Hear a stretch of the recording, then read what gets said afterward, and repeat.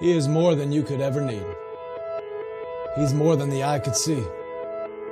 I don't deserve His love, but He's always been there for me. You see, Jesus met me when I was at my lowest. And if you don't know Jesus, know this. He is the greatest example of generosity this world of greed has ever seen. And when Jesus hit the scene, He changed the scenery and met diversity with serenity. If you're looking for peace, He offers plenty. Jesus was and Jesus will forever be King. And when the angels sing, they sing of the grace that was displayed for sinners like me. I can't explain Him and I can't describe Him. And if I could, He wouldn't be Jesus, because you can't explain eternity and you can't comprehend the galaxies. But it was the loving hands of Jesus who spun them into existence and created man, knowing He would go to the cross to pay our sentence. There was a certificate of judgment with a period after the sentence, and we were sentenced to death long before He said it is finished. He is a father to the orphan, a shelter for the homeless, a hiding place for the abused, and an anchor for our storms. He stormed the gates of hell and came out on top, and the power of His gospel cannot be stopped, even when the world tries.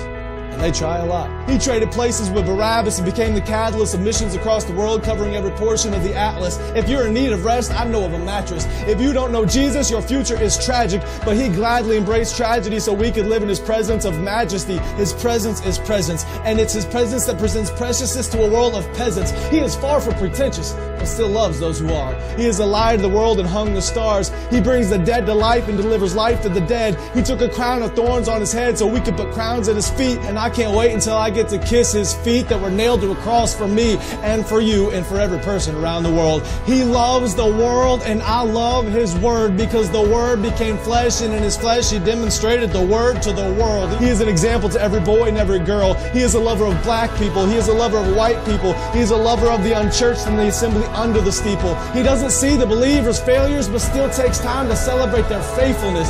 It's the power of the Spirit that enables us and gives us boldness when the world labels us. And if you want to label me, please call me a Jesus freak. And if that freaks you out, good. Because it's better to be good with God than to fight being misunderstood by a world that could never understand. So let it be understood that I don't worship man. We worship Jesus. And although He doesn't need us, He still sees us and pleads with us to run to the cross where He bled for us. His heart bleeds for us. His heart grieves for us, but still graciously grants us a pardon for our treason in a season where the world tries to explain away the work of the Spirit with human reasoning. There is a reason they can't.